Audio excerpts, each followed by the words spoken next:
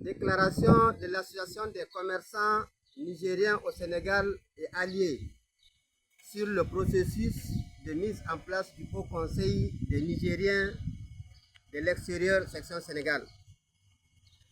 Depuis le 10 novembre 2024, l'ambassade du Niger au Sénégal a lancé un appel à l'attention de la communauté nigérienne vivant au Sénégal en vue de préparer la tenue d'assises régionales. Lors de cette rencontre, des réflexions ont été menées en vue de notre contribution au forum régional inclusif tenu plus tard à Lomé. Ainsi, toutes les sections présentes à cette rencontre se sont entendues sur la mise en place et le renouvellement des bureaux des hauts conseils.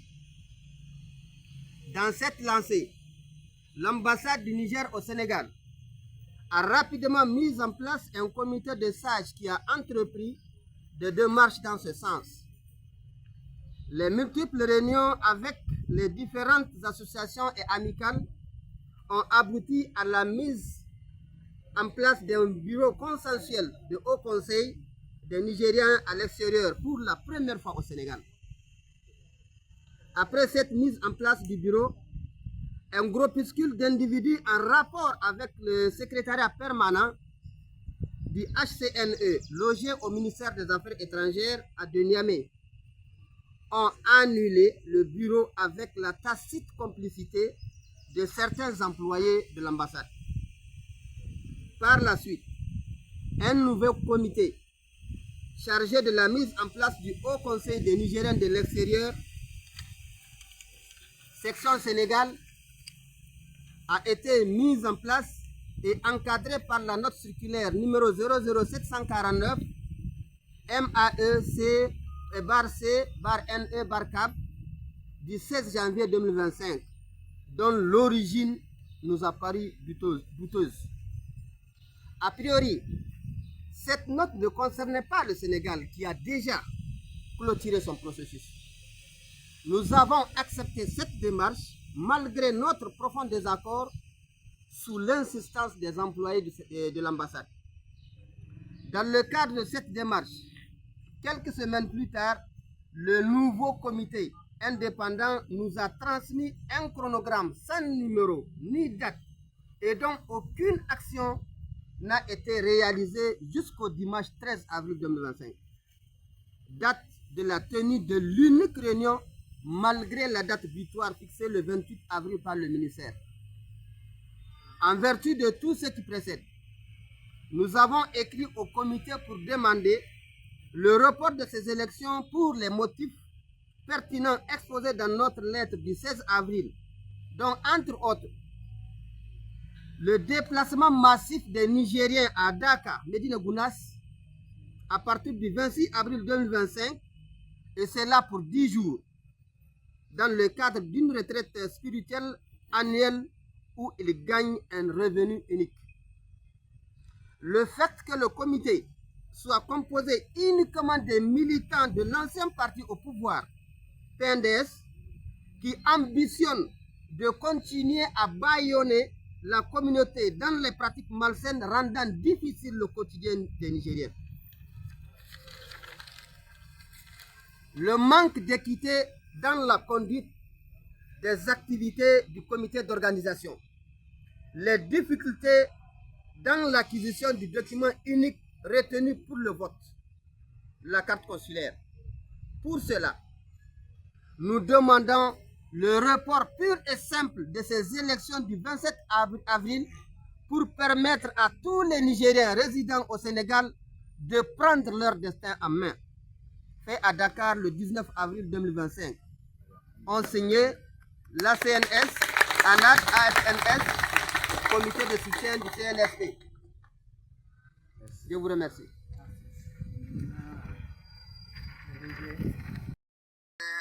C'est une lettre, notre lettre numéro 2, ACNS, l'Association des commerçants nigériens au Sénégal et alliés, au président du comité d'organisation des élections.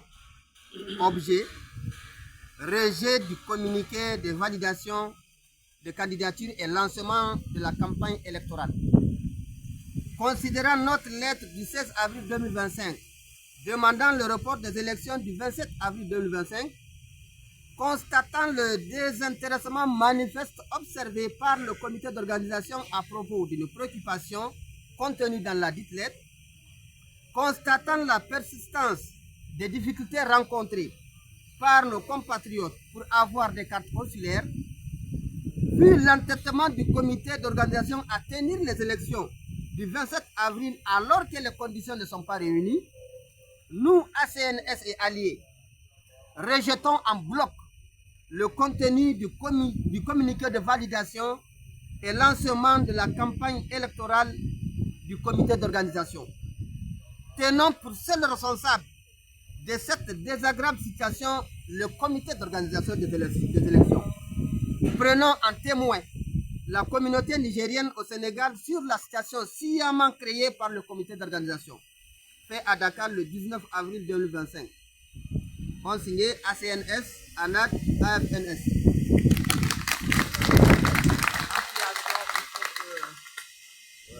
On a comme affiliation l'ambassade du Niger au Sénégal, le ministère des Affaires étrangères, le ministère de l'Intérieur et le cabinet du Premier ministre.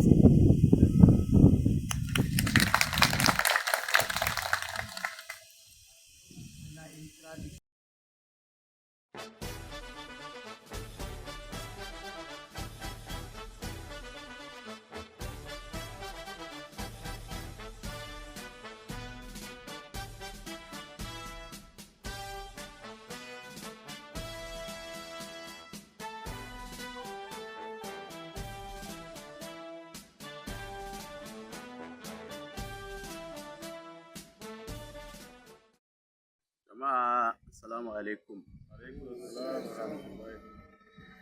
Wannan takarda mun gabatar da ita ne saboda mu nuna rashin jin daɗinmu game da abin da ke gudana yanzu bisa zancen naɗa hokon sai wato magabatan 'yan Nijar mazamna Senegal. Tun ran 10 ga watan Nuwamba na 2024 wato ambasad ta Niger ta gayyaci 'yan ƙasa duka mazamnan Senegal ta yi kiran mu ta ce mu zo a tattauna saboda shirya zaman command appel assise regional na ƙasa wanda ya kamata a yi a Lome. Lokacin da aka yi wannan zama duka 'yan ƙasa sun amince cewa a girka hokon sai na 'yan Nijar mazamna Senegal saboda ba mu taɓa mallaka hokon sai ba anan. Ambasad da ta zartar da wannan hukunci ta sa kwamiti wanda ya gudanar da zaben hokon sai wanda kowa da kowa ya yarda shi. Amma kwanaki kaɗan bayan wannan sai aka samu wasu gungun jama'a waɗanda suka keɓe suka ce su ba su yarda ba, sai suka haɗa kai da secretariat permanent wanda yake can Niger a Minister des Affaires étrangères. Shi wannan secretariat permanent shi ne ya soke wannan zaɓe da haɗin kan wasu ma'aikatan ambasad. Lokacin da aka yi wannan mutanenmu gaba ɗaya muka ce mu ba mu yarda ba. Suka yi ta ba mu haƙuri, suka taushe zukatanmu, suka ce a'a, Minister de l'Interior ya aiko wata takarda mai lamba 00749 Ministère des Affaires étrangères de la Coopération et des Nigériens à l'extérieur cabinet wadda an kai sa ma hannu 16 ga watan Janvier 2025. Saboda ita wannan takardar ma ba mu tabbata minister shi na da labarin. Amma duk da haka nan saboda mun yarda da a gudanar da abu wanda kowa ya yarda shi, aka taushe zuciyarmu duk da magoya bayanmu ba su yarda ba.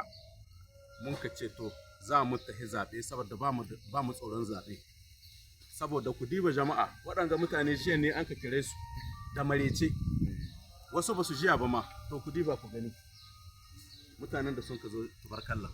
Jama'a mana muku godiya. Saboda haka mun ka ce to mun tahi zaɓe, to sai an ka sa wani kwamiti wanda an ka ce ma mai zaman kai ne. To shi kwamitin nan sai ta ba mu mamaki, saboda kwamitin nan sun yi dubaru, sun ka hidda, sun ka tankaɗe, sun ka rere, sun ka zan su kaɗai na farti guda wanda an kai makudeta, waɗanda yanzu haka suna ta ikirarin cewa ba su yarda da gwamnatin ƙasa ba. Su ne a cikin wannan kwamiti kuma suka ta tafiyar da abu ba tare da sun haɗa da sauran jama'a ba. Tun da an ka girka shi bai taɓa reunion ba sai da ya wata 2, an kai watan azumi ya ƙare, bai taɓa reunion ba sai 13 ga watan Afrilu 2025, raddi manshi rana wata yau, inda an ka sa date in election rana 27 rana wata yau.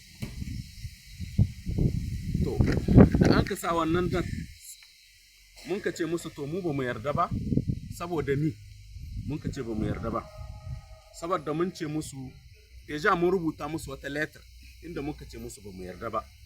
To ran 16 ga watan Afrilu cikinta mun kwatanta musu da mutanen mu da yawa suna tafiya Madina Gunas Daka wajen taro na addini, wanda shike taron nan so ɗaya ne aka yi ne ga shekara, kuma mahi yawan mutanenmu masu sana'a hannu can suke zuwa domin su samu abin da za su samu, wanda cikin shekara wannan lokacin kaɗai suke samun shi.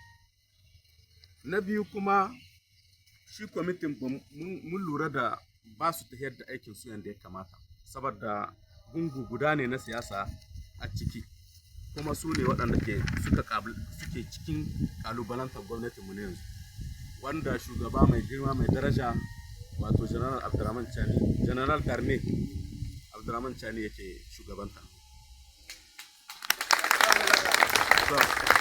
Bayan wannan mun lura da mutanenmu sun azabtu wajen samun karta consular, da ita an ka ce ita kaɗai ce za a zaɓe da ita.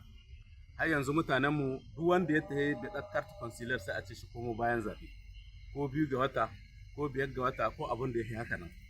Sannan kuma wasu waɗanda ma an ka yarda da sun ka zo sai ƙarfe 10 na dare sai a ce musu sai gobe su dawo. Saboda haka mun ka ce muna tambaya da babban murya na a ɗage wannan zaɓe har mutane 'yan ƙasa su samu katin zaɓe, kuma su samu walwala yadda za a gabatar da zaɓe cikin kwanciyar hankali da lumana.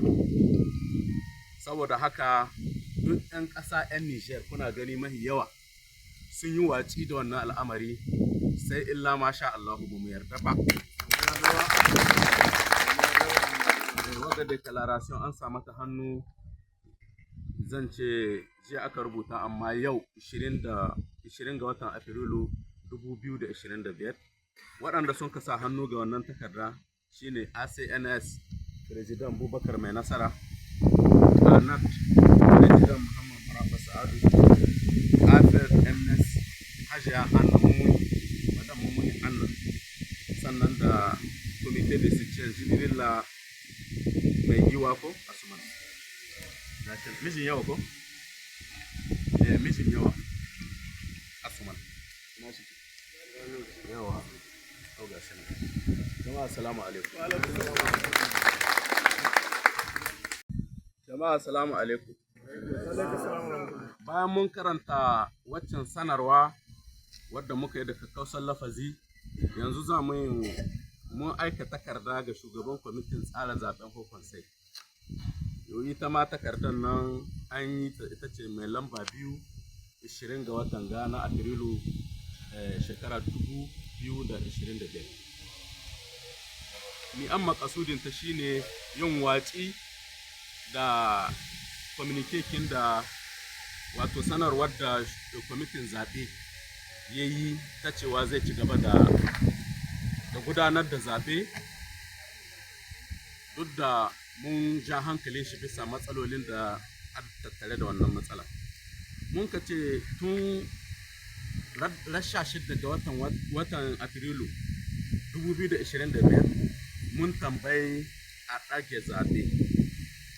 Mun lura da na biyu, mun lura da kwamitin zaɓe ya yi kunnan uwar shegu da buƙatar mutu a ɗage zaɓe. Abu na uku shine mun lura da har yanzu matsalolin da 'yan ƙasa ke fuskanta na samun takardar zaɓe wato carte consulaire har yanzu akwai su. Mun lura da kwamitin tsara zaɓe shina son shi ci gaba da aikatar da gudanar da zaɓe duk da matsalolin da suke tattare da zaɓen.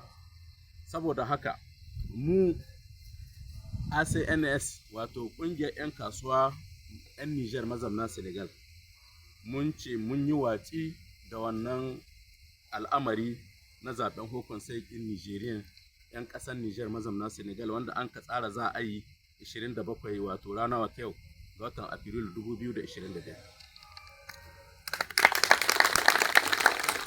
Abu na biyu mun yi watsi da sanarwar da kwamitin tsara zaɓe ya wallafa yau ga yau mun ka gane ta 20 ga wannan wata na Afrilu 2025. Mun yi watsi da wannan sanarwa. Sannan shi kwamitin tsara zaɓen nan shi ne duk abin da ya faru shi ne zai ɗaukar nauyin abubuwan da za su biyo bayan aikin da yake ta aikatawa ba tare da yarda 'yan ƙasa ba. Sannan muna ɗauka 'yan ƙasa shaida mazamna Senegal da hukumomin ƙasa da na ambasad da ministar da zafar étranger da ministar kinmu na harkokin cikin gida dukkan su gaba ɗaya da premier minister na Niger muna ɗaukar su shaidu game da wanga al'amari. Saboda haka mun yi watsi da wannan da sunan dukkan kunan 'yan ƙasa mazauna Senegal. Wadda takarda an sa mata hannu yau 20 ga watan Afrilu 2025. Waɗanda an ka kai ma takardar da su ne ambassad in Niger a Senegal. Na biyu shine minister da zafar étranger mai ministan harkokin waje da 'yan Niger mazamna waje. Sannan na uku minister de l'interior ministan harkokin waje. Sannan na ƙarshe kabine na prime minister. Jama'a assalamu alaikum.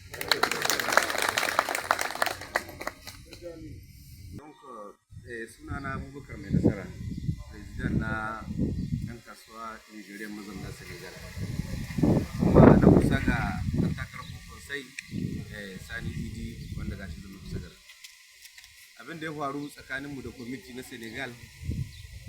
An ba mu randevu an buɗe wajen ajiyewa takara an kasa kwana uku. Cikin kwana uku ɗin nan shi mun ka turo da mun ka gani akwai kurakurai da yawa cikin harkar tsarin zaben nan.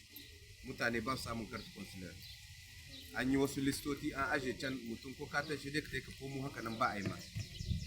Sai kuma akwai wata babbar sallah da aka yi a Senegal. Mai yawanci 'yan Nijar da annan wasu suna jiran wannan sallah ta wace sun samu abin su samu su ta gida ganin gidansu. Bancin haka nan gare tar ɗin da an kai muna baya kuma an ka to cikin gajeren lokaci an ka ce muna da nan zuwa sati biyu za a tiya zaɓe. Kuma mutanen Nijeriyan da annan wanda ba su da karfi consular Allah ya musu yawa. Bisa wannan dalilai da mun ka aika letter ɗin wanda duka labarukan cikakki su a cikin ta. Mun ka ce ma kwamiti a dibi harkar daga kurakuran da akwai a gurgusa zaɓen nan umar su sati biyu mutane su shirya 'yan Nijar su samu kartin consular su to su zaɓi wanda jagorancin su. Paske abubuwa da yawa sun faru cikin ƙasar ga ba taɓa samun hukun sai ba maganin 'yan Nijar sun samu kartuka sun kai samu hukun sai yalla abu zai zo musu da sauki. Mun ka aika ma kwamiti wannan. Ina ganin ko a barikance a gargajiyance ko a bariki in kai takarda kana da hanya a baka amsa. Kwamitin nan ya amshi takarda mun sai da takardunmu na aje takara kun gane su da liske 'yan takararmu da president da komi mun ka tai mu aje da kuɗin mu 'yan miliyon. Da kuɗin mu 'yan miliyon mu aje takara. Kwamiti mun ka ce mun yi muku letter tun shekaran jiya mun yanzu har mun kawo takara ba ku ba mu amsa ba. Letter dai ko dai komi ramo da an kai ma mutum ana ce mai to mun ga takardar ku amma ba mu raida ba ko mun raida. Amma ba su ba mu amsa ba sun ce mu zamna mu reunion tare da su. Haka nan sai an ƙara reunion su ga wanda za su yi su rubuta ma minista da kaza mun ka ce wannan mu kuna an minista mu kuna an kasa shugabancin zaɓe.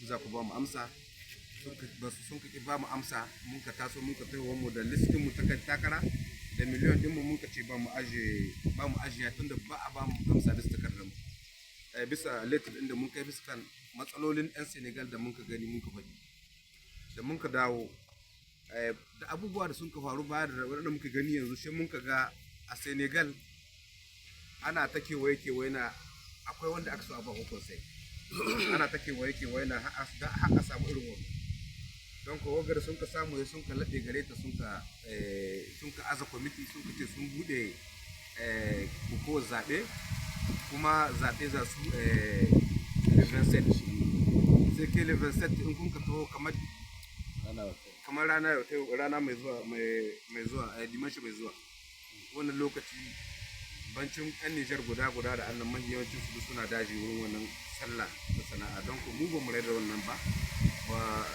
mu da wannan data ta zaɓe ba kuma kufe wanga an gani kwamitin zaɓe ya ci gaba da tsara zaɓen shi levenset mu ba za mu zuwa zaɓe ba kuma ba za mu kiran mutane su ba za mu ma kiran mutane kasu tai bayan haka ya an yi zaɓen da an ka kare mu a sanin mu da jama'a mu na Senegal babu mu da hukun sai Senegal tunda ba a yi zaben hukun sai ba.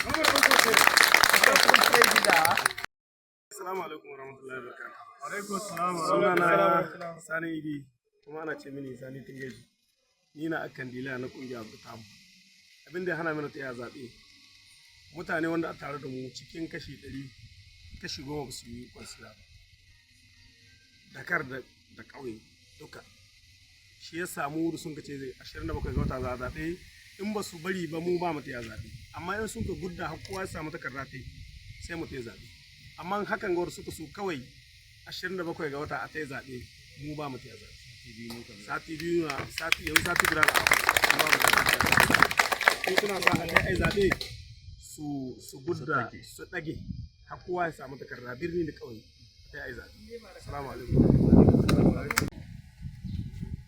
Im koy im suban au conseiller du Sénégal mais lokaco kan yino akaina koy no mo borbo mon du ngay carte consulaire kimi et ne koy le 27 ba day il faut go goy kala 0h borera bo mo su du ngay carte consulaire donc ergo ngore ima sap ganandi ne koy semaine hinka wala handufo pour que Nigérien kulkan gone am dunga carte consulaire am voté.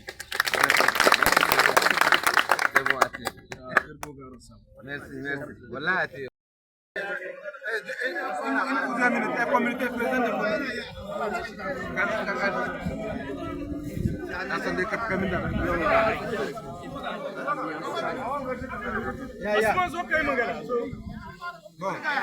Voilà. Ya shi magana kaɗan. Assalamu alaikum warahmatullahi wabarakatuh. Yan uwa da suke wani guri ina gaida kwana muku fata alheri. A gaggauce dai sunana Yahaya Amira a matsayin Division Secretary na tahiya ta Independence. Abinda gare ni bisa ga tahiya ta ambassador a nan Senegal. Aikin consular wanda ake yi a farko wanda annan ya yi kaɗan. Mutum guda ba shi aikin da ake cewa mutum 10 ne za a yi ma kwansila ga ini sa'annan kuma a sa ranar zaɓe kusa wannan ba gaskiya ba ne. Ya kamata a ƙara muna ma'aikata masu yin kwansila saboda yanzu Senegal muna da yawan mutane sosai ba kawar da ba. In ka zo wurin kwansila waɗanda sun ka fito da resume in sun ka zo mutum sai ha gama sai ya ɓata irin shirin gaba ɗaya duka bai nan ga samu ba gaskiya ne ba wanda yake kuma cikin capital in ya zo kuma hawa yau saboda kaɗancin ma'aikata ambassador da gaskiya akwai matsala sosai ta ma'aikata na kwansila a ambasad ya kamata a diba a yi muni ƙarin ma'aikata kuma ga son waɗanda a cikin yan kanun nan da suke cika ambasad mun sabo a ɗebe su a wanke mu tambayar da aka ne wai prezidentin komite na organization ya ce babu matsala wajen samun kwansila a wajen samun kwansila kwarai ne a da matsala saboda matsalar da akwai ba a cewa inda aka yi sayin da mutum 30,000 cikin ƙasa mutum 10 ne za a yi makwas kuma zaɓe sati guda a yi muna lisahi ga su kuna gani waɗanda takardun ne sun yi fashi 10 kuma kowane cikin na yake da su kenan ya kamata a yi muna sulhu a diba a gani kuma maganar da muke ya kamata kuma mutane a yi respectin Nigerian waɗanda suke nan. Mu duka yawancin mu 'yan bida ne. Kuma wanga abu da ya sami na cewa daga wannan zabe. Wannan ba importantin mutum waɗanda sun kai wannan magana ba ya shahi har waɗancan gida. Saboda kowane yana da ƙarin mutane a cikin wannan dogon lokaci. In ba wani magui ne akwai ciki ba, ya ne za a yi a ce ba a raida da wannan daga wannan zabe. Magui in ma akwai. Kenan ka gani? Wannan ya shahi kowa kana a daga zaben a bamu ko document ko yan muwa kowa ya samu kwasila kuma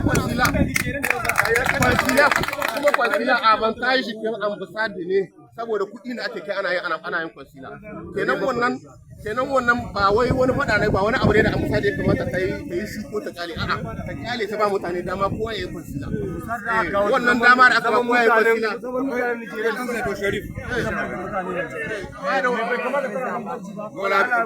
ambasada ma bambanci akwai cikinta na siyasa ne ya kamata a ɗebe mun su waɗanda a tsohon siyasa ne ya kamata a ɗebe mun su cikin ambasada ba mu rere da su ko ba mu rere da su waɗannan mutane da mun ka sani tun lokacin siyasa suna za a bar mu da kuma su ta jere mu gaskiya ba su rahmatullahi wa barakatuh mu game da zaben da za a yi inda ga karti dandite in ana so gobe a ta zaɓe shi muka bukata in dai ana so gobe a ta zaɓe mu ba mu ja da baya ba don muna da al'umma in dai ana iya gobe in dai karti dandite na a ta zaɓe abin da yasa mun ka jaye don ba muna konsila don shi ɗaya mun ka jaye zaɓe mun ka ci a ɗaga muna amma dai in dai ana iyawa a to muna da karti dandite in ana so gobe a ta zaɓe babu sha da baya muna bukata babu sha da baya don mun san mu masu al'umma na in ana iya gobe a ta da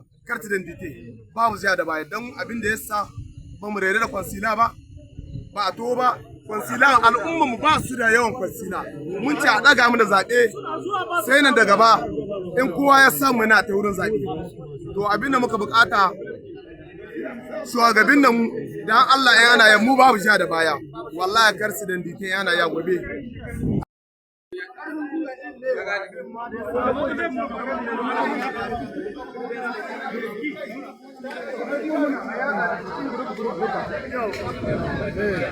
Des impressions.